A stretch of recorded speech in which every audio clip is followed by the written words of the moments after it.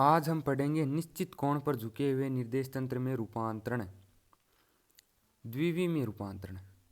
यदि S dash निर्देश तंत्र एस के सापेक्ष थीटा कोण पर इस प्रकार से रखा हुआ है कि उसके दो ही निर्देशांक यानी कि एक्स और वाई ही परिवर्तित होते हैं जबकि जेड है वो दोनों का समान रहता है, तो ऐसे रूपांतरण को बताने वाले समीकरण द्विविमीय रूपांतरण समीकरण कहलाती है। अतः P के निर्देशांक एस निर्देश तंत्र में क्या होंगे, P एक्स वाई जेड है ना, और एस डैश निर्देश तंत्र में क्या होंगे, एक्स डैश वाई डैश और जेड डैश।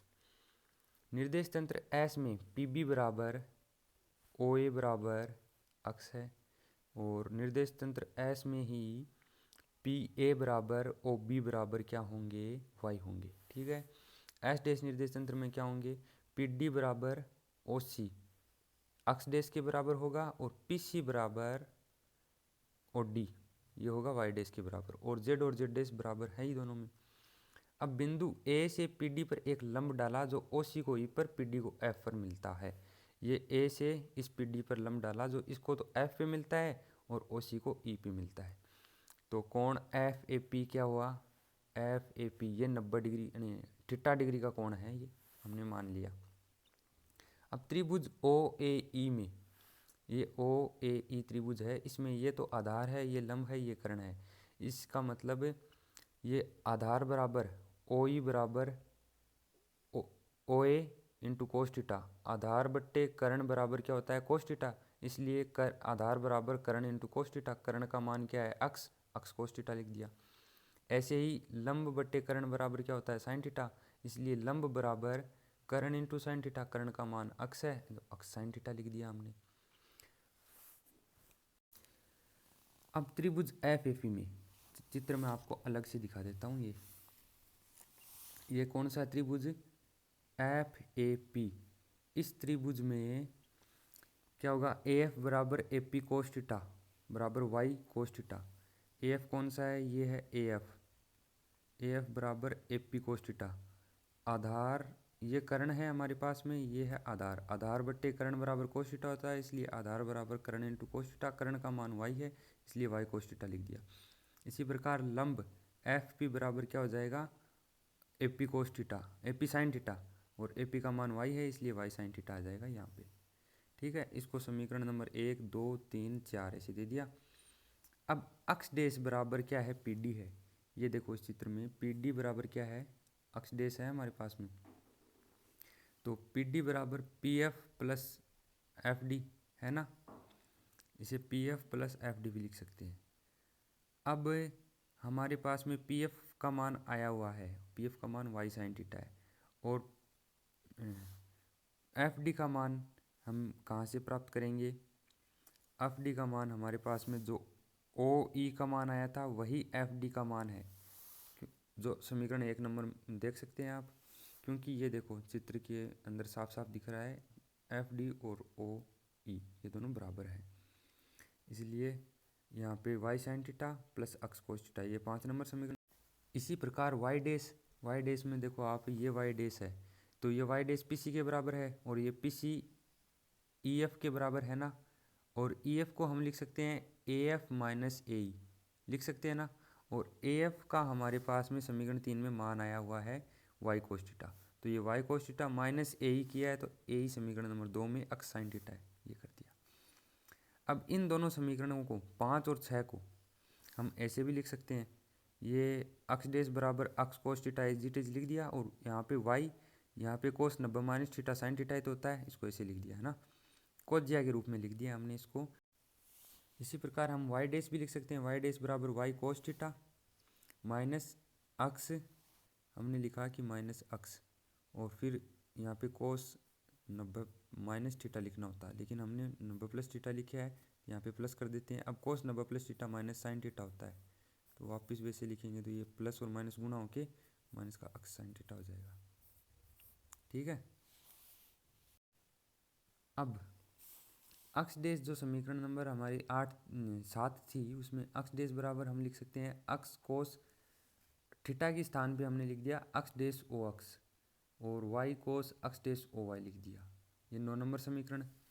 ये देखो एक्स डैश ओ एक्स ये थीटा है, और फिर क्या लिखा हमने, अक्स डेस ओ वाई, अक्स डेस ओ वाई, ये कौन, ठीक है, ये थीटा लिख दिया हमने। वाई डेस बराबर क्या लिख सकते हैं, अक्स कोस वाई डेस ओ अक्स प्लस वाई कोस वाई डेस ओ वाई, ये समीकरण नंबर 10 हुई।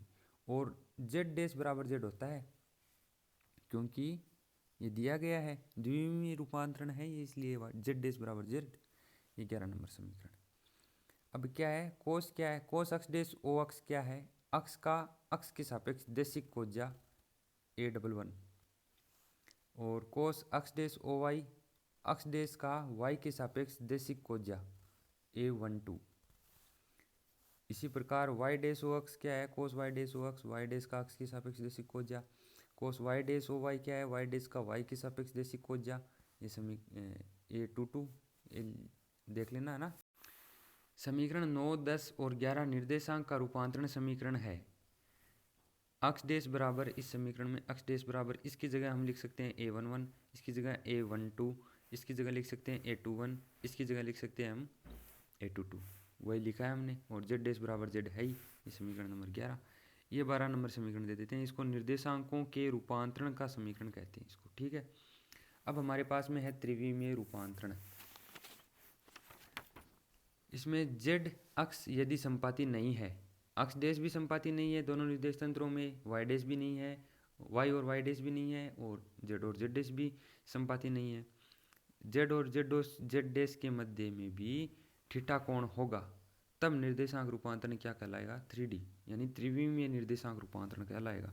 और उसमें जो ये ऊपर समीकरणें आई थी हमारे पास में 12 की, मान लो ये 3 समीकरण आई थी ना, वो उनमें एक एक जो पद है वो और जोड़ दिए जाएंगे, ठीक है।